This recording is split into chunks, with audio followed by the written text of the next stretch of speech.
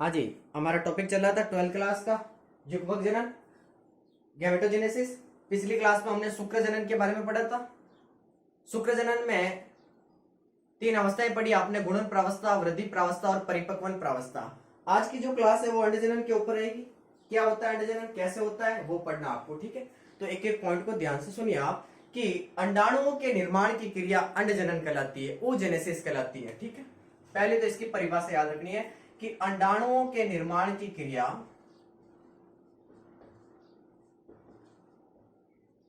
अंडाणुओं के निर्माण की क्रिया अंड जनन या इसे इंग्लिश में oogenesis कहते हैं, ठीक है। आपको बहुत इंपॉर्टेंट बातें इसमें ध्यान रखनी है।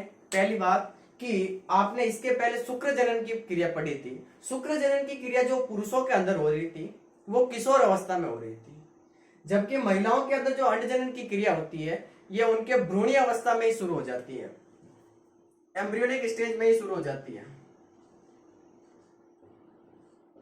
भ्रूणीय अवस्था में ही शुरू हो जाती है। और प्रत्येक ओवेरी के अंदर आपने पढ़ा था कि महिलाओं के अंदर एक जोड़ी ओवेरी होती है, यानी संख्या में 2 हो गई, तो प्रत्येक ओवेरी के अंदर लगभग 20 लाख अंड जनन कोशिकाओं का निर्माण होता है। अंड जनन कोशिकाओं का निर्माण होता है, ठीक है। इन अंड जनन कोशिकाओं को इंग्लिश में आप उगोनिया कहते हो। समझ रहे हो आप मैं क्या कह रहा हूं? ये वाली चीज देखो, ये जो बन रही है ना ये कोशिकाएं, इनको कहते हैं उगोनिया या अंड जनन कोशिकाएं। इनका निर्माण महिलाओं के अंदर भ्रूणीय अवस्था में ही शुरू हो जाता है। मतलब आपने ऐसा प्रोसेस शुक्र जनन में पढ़ा था जिसमें गुणन प्रावस्था, वृद्धि प्रावस्था और परिपक्वन प्रावस्था पढ़ी थी। वैसा ही सिस्टम है कि इसमें जो प्राइमरी oocyte है, प्राथमिक अंडक कोशिका, यहां तक का जो निर्माण होगा वो महिलाओं में भ्रूणीय अवस्था में ही हो जाता है, यानी एम्ब्रियोनिक स्टेज में ही हो जाता है। जन्म के बाद तो इनकी संख्या में कमी आएगी। आप ध्यान से सुनिए एक एक बिंदु को कि अंडाणुओं के निर्माण की क्रिया अंडजनन कहलाती है। अंडजनन की जो क्रिया होती है वह महिलाओं के अंदर भ्रूणीय अवस्था यानी एम्ब्रियोनिक स्टेज में शुरू हो जाती है। और हर एक ओवेरी के अंदर लगभग 20 लाख अंडजनन कोशिकाओं का निर्माण होता है, उगोनिया का निर्माण होता है। जैसे ये जो कोशिकाएं बन रही है ना, इनको उगोनिया या अंडजनन कोशिकाएं कहते हैं। ये है प्राइमोडियल जर्म सेल, इनमें लगातार समसूत्री विभाजन होते हैं जिससे ये उगोनिया बनती है। इनका निर्माण महिलाओं के अंदर भ्रूण अवस्था में हो जाता है। जबकि आपने शुक्र जनन में देखा होगा कि गुणन प्रावस्था के अंदर जो आदि जनन कोशिकाएं थी, इनके अंदर समसूत्री विभाजन हुआ था और उसमें जो कोशिकाएं बनी थी वो किशोर अवस्था में बनी थी, जबकि महिलाओं के अंदर ये भ्रूण अवस्था में शुरू हो जाती है। अब क्या होगा कि इन अंडजनन कोशिकाओं का निर्माण हो गया। ये अंडजनन कोशिकाएं क्या करेगी, इसके अंदर धीरे धीरे विभाजन होते हैं, समसूत्री विभाजन होते हैं, जिससे इनकी संख्या लाखों में बनती है, ठीक है। इनमें से एक उगोनिया सेल वृद्धि प्रावस्था में प्रवेश करती है और आकार में वृद्धि करती है, ग्रोथ में वृद्धि करती है। अब इस संरचना को जो मैंने लाल पेन से बनाया इसको कहते हैं प्राइमरी oocyte, प्राथमिक अंडक कोशिका, ठीक है। यहां तक का निर्माण महिलाओं के अंदर भ्रूण अवस्था में ही हो जाता है, ठीक है। तो आप ध्यान से सुनिए कि अब क्या होगा आगे का प्रोसेस कि जितनी भी उगोनिया सेल बनेगी महिलाओं के अंदर वो जन्म के पहले पहले बन जाएगी। जन्म के बाद में उगोनिया सेल का निर्माण या अंडजनन कोशिकाओं का निर्माण नहीं होगा, बल्कि इनकी संख्या में कमी आएगी और हर एक ओवेरी के अंदर उगोनिया की संख्या रह जाएगी 60,000 से 80,000 तक, ठीक है। अब जो ये प्राइमरी oocyte है, मैं इसको बाहर लेके बता रहा हूं कि ये जो प्राइमरी oocyte है, इस प्राइमरी oocyte ये है प्राथमिक अंडक कोशिका, हिंदी में इसको कहते हैं प्राथमिक अंडक कोशिका, इंग्लिश में इसे कहते हैं प्राइमरी oocyte।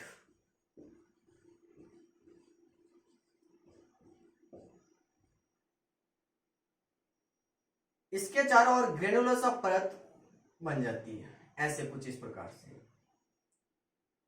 ठीक है। इस प्राथमिक अंडक कोशिका के चारों ओर ग्रेनुलोसा परत बन जाती है। अब जैसे इसके चारों ओर ग्रेनुलोसा परत बनी है, अब इस संरचना को कहते हैं प्राथमिक पुटिका। इसको क्या कहते हैं? प्राथमिक पुटिका।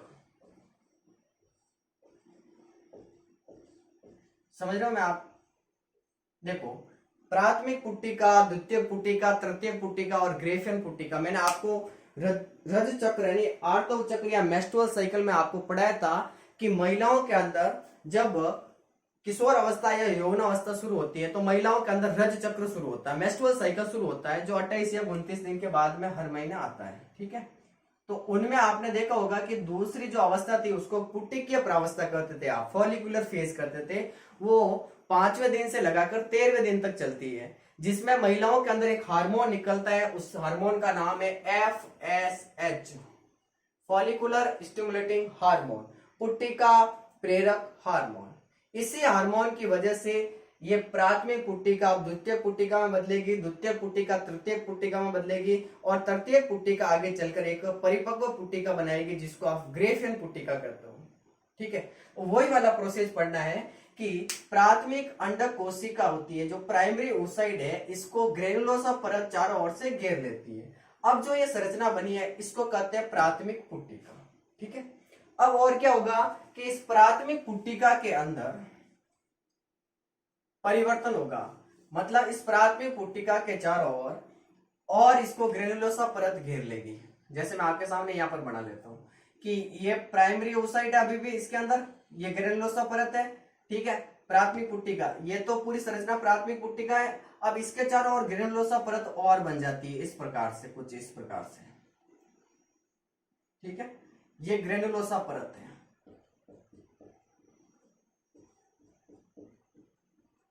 ग्रेनुलोसा परत। अब जो ये संरचना बनी है इसको कहते हैं द्वितीयक पुट्टिका, सेकेंडरी फॉलिकल, द्वितीयक पुट्टिका। अब आपको बातें बहुत इंपॉर्टेंट है, समझनी पड़ेगी कि प्राथमिक पुट्टिका के चारों ओर एक ग्रेनुलोसा परत बन जाती है और अब इस संरचना को क्या कहेंगे आप, द्वितीयक पुट्टिका, सेकेंडरी फॉलिकल कहेंगे। ठीक है, अब और क्या होगा इस सेकेंडरी फॉलिकल के अंदर, तो ये सेकेंडरी फॉलिकल आगे जाकर कन्वर्ट हो जाता है तृतीयक पुट्टिका में, टर्सरी फॉलिकल में। कैसे, तो आप ध्यान से एक एक पॉइंट को ध्यान से देखना, मैं अलग अलग पेन से बनाऊंगा कि अभी भी इसके अंदर ये क्या है, प्राइमरी oocyte है, प्राथमिक अंडक कोशिका है, प्राइमरी oocyte है। ठीक है, तो ये तो प्राथमिक पुट्टक है, ये प्राथमिक अंडक कोशिका है, प्राइमरी oocyte है ये। ठीक है, अब क्या होगा, इसके अंदर दो परतें बन जाती है कुछ इस प्रकार से। ठीक है, अब इस संरचना को कहेंगे आप तृतीयक पुट्टिका। क्या कहेंगे, तृतीयक पुट्टिका। ध्यान से सुनिए कि अभी भी इसके अंदर ये क्या है, ये है इसका प्राइमरी oocyte, प्राइमरी oocyte। ठीक है, प्राथमिक अंडक कोशिका है। अब इस प्राथमिक अंडक कोशिका के चारों ओर दो परतें बन गई है। जो बाहर वाली परत है इसको कहते हैं थीका एक्सटर्ना और जो अंदर वाली परत है इसको कहते हैं थीका इंटरना। समझ रहे हो आप कि प्राइमरी oocyte तो है ही है, इस प्राइमरी oocyte के चारों ओर दो और परतें बन गई। ठीक है, अब इस संरचना को क्या कहेंगे, तृतीयक पुट्टिका। ये जो पूरी की पूरी संरचना है इसको कहेंगे टर्सरी फॉलिकल, तृतीयक पुट्टिका, तृतीयक पुट्टिका। देखो सेकेंडरी फॉलिकल जो द्वितीयक पुट्टिका है ये आगे जाकर तृतीयक पुट्टिका में बदल जाती है। तृतीयक पुट्टिका में क्या क्या होगा, तो तृतीयक पुट्टिका में प्राइमरी oocyte तो है ही है, इसके चारों ओर दो परतें और बन जाती है। जो बाहर वाली परत होती है उसको कहते हैं थीका एक्सटर्ना और जो अंदर वाली परत होती है इसको कहते हैं थीका इंटरना। ठीक है, और इसके अंदर एक गुहा बन जाती है ऐसी एक गुहा, इस गुहा को कहते हैं एंट्रम गुहा, इस गुहा को कहते हैं एंट्रम गुहा। ठीक है, समझ में आ रहा है एक बिंदु। अब यही तृतीयक पुट्टिका आगे चलकर एक परिपक्व पुट्टिका बनाती है जिसको आप कहते हो ग्रेफियन पुट्टिका। जैसे मैं आप इसको रफ करता हूं, यहां पर बना के बताता हूं आपको। ठीक है,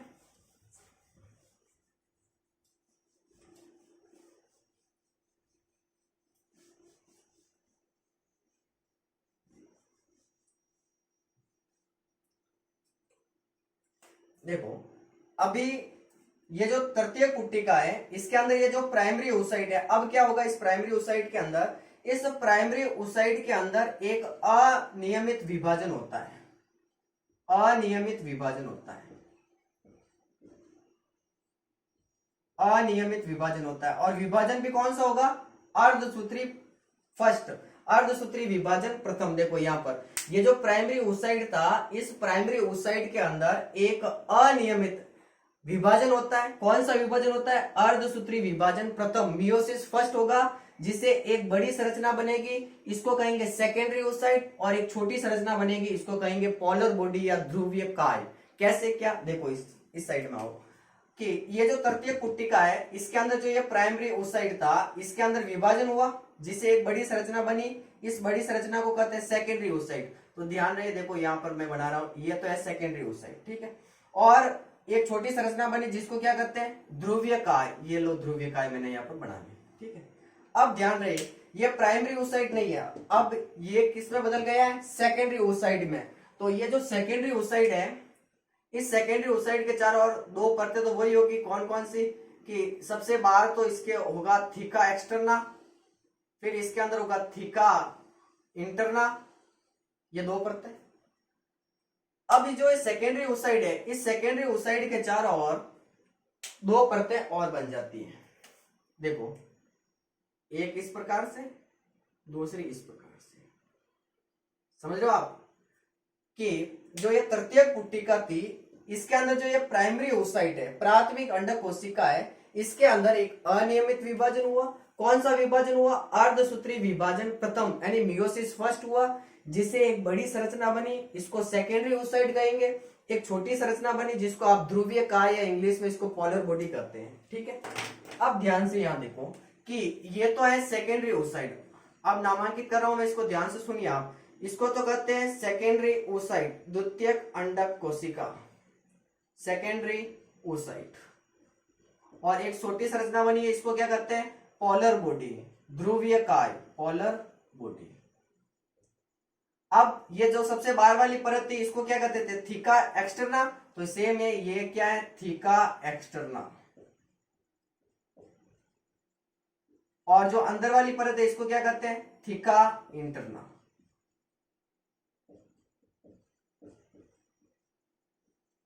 ठीक है।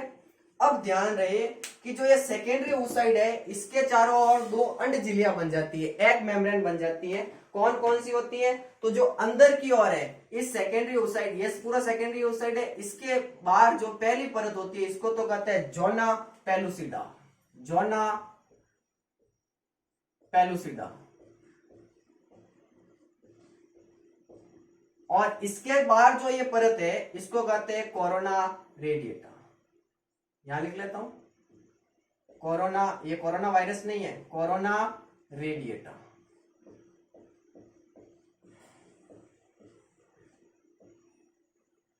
समझ रहे हो आप कि तृतीयक पुट्टिका थी, इसके अंदर ये प्राइमरी oocyte था, प्राथमिक अंडक कोशिका थी, इसके अंदर एक अनियमित विभाजन हुआ। कौन सा हुआ? मियोसिस फर्स्ट हुआ, जिसे एक बड़ी संरचना बनी, इस बड़ी संरचना को कहते हैं द्वितीयक अंडक कोशिका या इंग्लिश में इसको सेकेंडरी oocyte कहते हैं। एक छोटी कोशिका बनी जिसको आप ध्रुवीय काय या पोलर बॉडी कहते हो। जो सेकेंडरी oocyte है, इसके बाहर दो परतें तो वही है, पहली वाली थीका एक्सटर्ना और अंदर वाली थीका इंटरना, ठीक है। अब जो ये सेकेंडरी oocyte है, द्वितीयक अंडक है, इसके चारों ओर भी दो परतें बन जाती है, दो एग मेम्ब्रेन बन जाती है, ठीक है। बाहर की ओर जो है, इसको कहेंगे जोना पेलुसिडा, और इस जोना पेलुसिडा के बाहर भी एक परत बन जाती है जिसको कहते हैं कोरोना रेडिएटा। ये दोनों ही परतें एग मेम्ब्रेन है, ठीक है। अब ये पूरी जो संरचना बनी है, इस पूरी की पूरी संरचना को कहते हो आप ग्रेफियन पुट्टिका, ग्रेफियन फॉलिकल। मैंने आपको रजोस्त्राव में यही पढ़ाया था, सॉरी रजचक्र में पढ़ाया था कि प्राथमिक पुट्टिका बदलती है द्वितीयक पुट्टिका में, द्वितीयक पुट्टिका तृतीयक पुट्टिका में बदलती है, और तृतीयक पुट्टिका एक परिपक्व पुट्टिका में बदलती है, जिसको आप ग्रेफियन पुट्टिका कहते हो। ये वही ग्रेफियन पुट्टिका की संरचना है, ठीक है।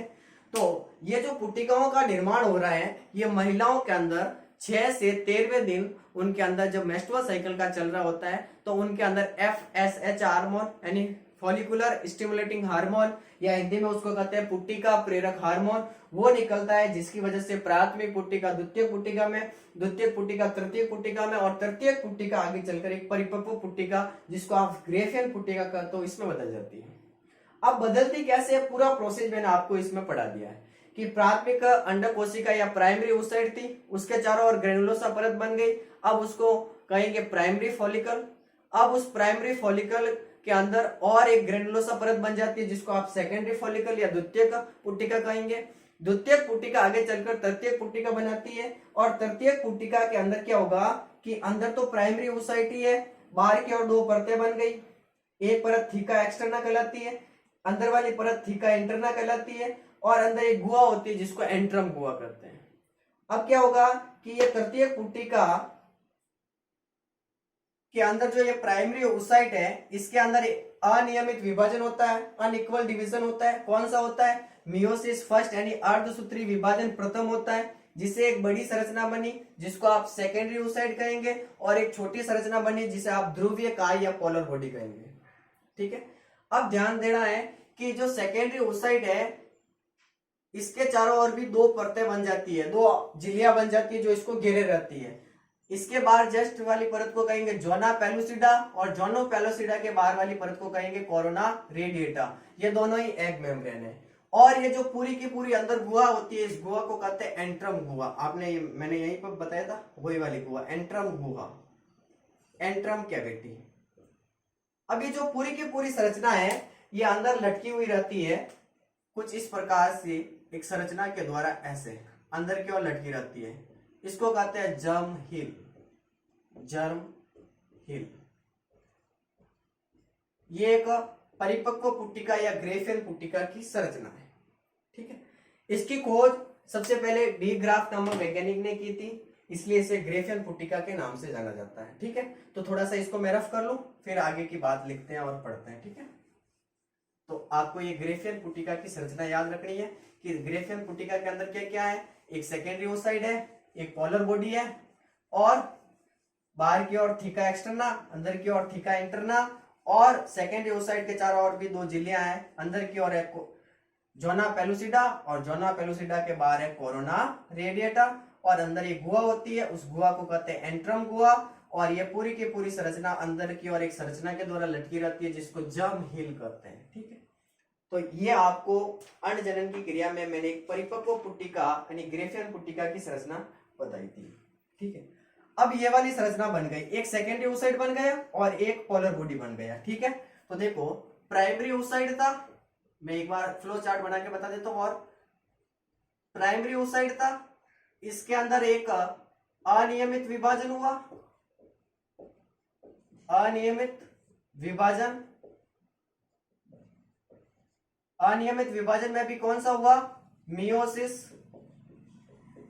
फर्स्ट हुआ, जिससे क्या हुआ कि एक बड़ी संरचना बनी, एक बड़ी संरचना बनी और एक छोटी संरचना बनी। जो बड़ी संरचना बनी उसको कहेंगे सेकेंडरी oocyte, द्वितीयक अंडक कोशिका, और जो छोटी संरचना बनी है उसको कहेंगे पोलर बॉडी। इसको हिंदी में कहते हैं ध्रुवीय काय और इसको हिंदी में कहते हैं द्वितीयक अंडक कोशिका या द्वितीयक अंडक, ऐसे लिख लो। ठीक है, यहां तक की संरचना समझ रहे हो आप? एक बड़ी और एक छोटी, बड़ी सेकेंडरी oocyte, छोटी ध्रुवीय काय या पोलर बॉडी। अब आप देख रहे हो कि ये तो आपको मैंने पहले ही बता दिया था कि जब भी कोशिकाओं के अंदर समसूत्री विभाजन होगा तो कोशिकाएं जो नहीं बनेगी उनमें भी गुणसूत्रों की संख्या 2n होगी।